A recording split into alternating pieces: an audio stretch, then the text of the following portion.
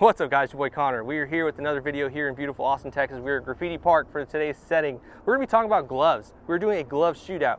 We have all these gloves out in front of us. These are some of the ones that I have purchased, some of the ones that I run. There's some that I truly enjoy, there's some that I kind of enjoy, and then there's a love-hate. It all is gonna come down to overall quality of the product. It's gonna be for the price as well as the customer service associated with it. For the most part, these are all generally priced similarly. We're gonna go ahead and start off with the Blessed Apparel gloves. These are the Patriot version 2s. These are pretty dope. The quality is amazing. It's kind of a minimalist glove that's really popular in the motorcycle industry now with Harleys and cruisers, to where you have a glove to kind of help you protect you from the elements, whether it be bugs and stuff. But you will be sacrificing some protection with these minimalist gloves should you take a spill. There's only so much material. The abrasion resistance is gonna be kind of minimal. But initial impressions for these, obviously, is gonna be the design pattern. It's a patriotic, it's American, you can't go wrong with that.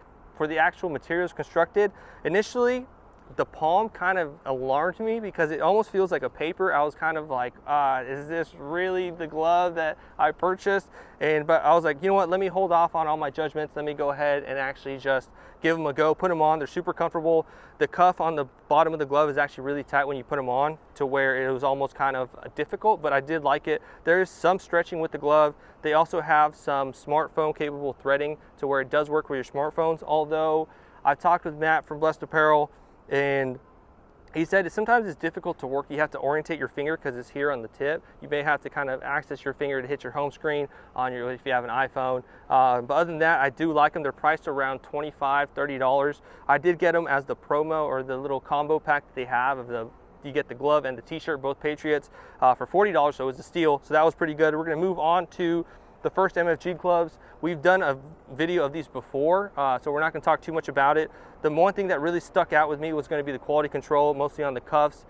They did reach out and say that's not with all the gloves, but from what I've heard, it's fairly often. And just that some of the things that people talk about is that threading comes undone. I have not experienced with it with these. I do like these, they are comfortable, although sometimes whenever I do grip, I feel like there's bunching here in the knuckles or on the bottom of the palm or the height of the palm. But I do like the glove. It is a little toasty, but overall, all in all, it's going to provide some protection should you take a spill.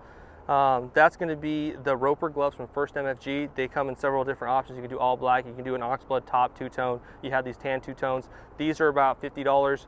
Moving on, we're going to go with the Espinosa leather gloves or Espinosa hybrid gloves. These were interesting. I got these while out at Born Free. They're a solid glove. I like them. I like their construction. That they look awesome. They have this kind of composite in the knuckles, so that way should you have to bust out some mirrors or something, someone gets in your lane, get a friendly little hello. But they have a leather palm with some sort of denim top texture on top, and they are Velcro strapped. Now, the issue I had with these, I run these as medium. All these other gloves are larges. I do run a large traditionally. Someone said you may want to try size down on them because they do kind of expand or kind of break in. So I said, okay, so I got a medium in these and they fit pretty good. They were a little tight, but nothing to where it's not the right size. So I went ahead and got those. But then shortly after, about 2 to 3 weeks, I started noticing the threading on the actual strap come undone. And then as for the smartphone, the little finger pads, they started deteriorating to where they kind of came apart. And so I messaged Espinosa, said, hey, what's up guys? This is what's happening. I don't know if it happens fairly often with y'all's gloves, but this is what happened with mine. And they said, cool, send me a couple photos and ship out the gloves to me. So I did so. Cool. It took a hot little minute for the gloves to come back to me. And I want to say about 3 weeks total time with me shipping it, them doing whatever they had to do with it, and then shipping it back. Now, I was kind of a little disappointed because all they did was they just re-sewed it on the strap, and that was it. They didn't even touch the finger pads. Maybe had they reached out and said, hey, we're not going to be able to address the finger pad issue, we sewed it. That would have been kind of nice on the customer service, but no contact for they're saying they shipped it back out. I wanted to message them and ask them where the gloves were, but I said, you know, let me hold off, see how long it takes, just naturally.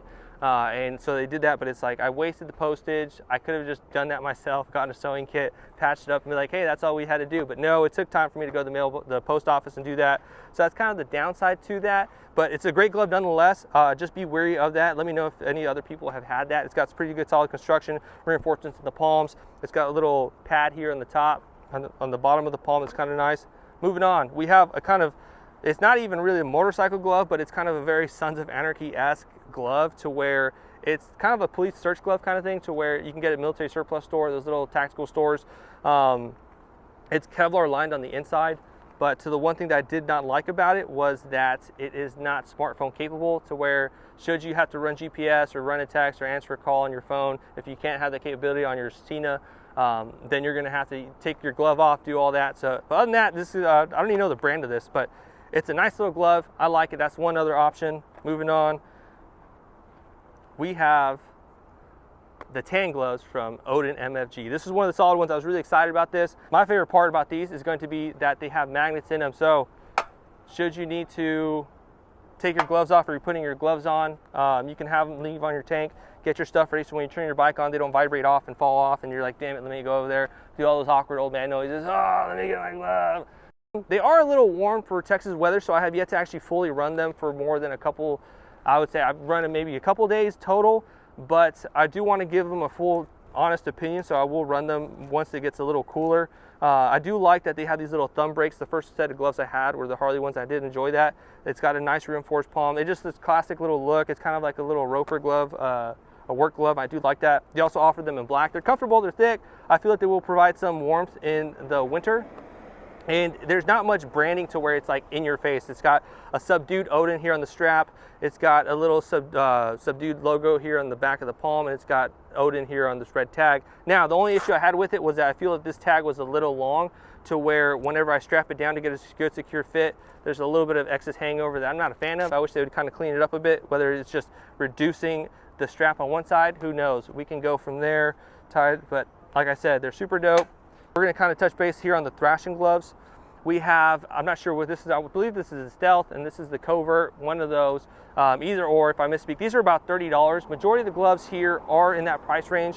Some of the leather ones that we offered, we looked at is gonna be the $60 range. So it's a little steeper, but they're good quality gloves. Now, the one thing I have to say about these gloves from Thrashin', awesome gloves, pricing is ridiculous. This is $38 for this. It's like, dude, really, I understand, you know, you're paying for the name, whatever. Essentially, it's a mechanic style glove, and you can get those at Walmart for $11.